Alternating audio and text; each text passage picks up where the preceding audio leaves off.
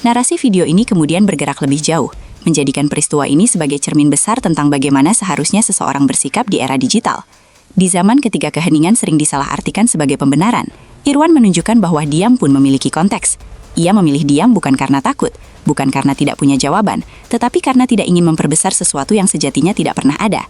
Namun ketika diam itu mulai disalahpahami dan berpotensi merugikan orang yang ia cintai, ia tahu kapan harus berbicara dan kapan harus berhenti. Disinilah pesan penting lainnya muncul. Kebenaran tidak selalu membutuhkan teriakan. Ia tidak selalu harus dibungkus dengan emosi atau dikemas secara sensasional agar terdengar. Kadang kebenaran justru paling kuat ketika disampaikan dengan konsisten, tenang, dan sejalan dengan sikap hidup sehari-hari. Apa yang dikatakan Irwan selaras dengan apa yang ia jalani. Tidak ada kontradiksi antara kata dan perbuatan, dan itulah yang membuat klarifikasinya terasa solid, meski tanpa banyak kata. Video ini juga secara halus mengkritik budaya gosip yang kerap mengorbankan logika demi sensasi. Betapa mudahnya publik terjebak pada potongan cerita tanpa konteks, lalu mengembangkannya menjadi narasi seolah-olah itu fakta.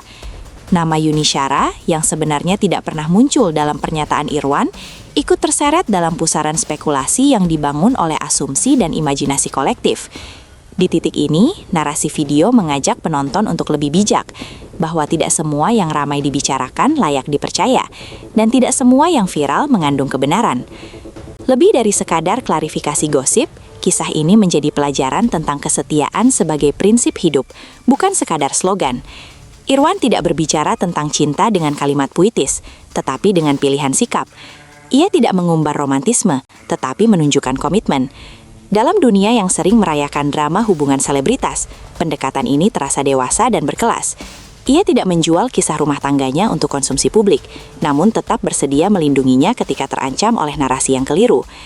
Ketenangan yang ditampilkan Irwan juga menjadi pengingat bahwa kekuatan tidak selalu identik dengan suara paling keras.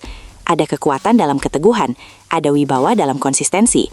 Ia tidak berusaha mengubah opini semua orang, karena ia tahu itu mustahil. Yang ia lakukan hanyalah memastikan bahwa posisinya jelas, komitmennya tegas, dan martabat keluarganya terjaga. Selebihnya, biarlah waktu dan sikap yang berbicara.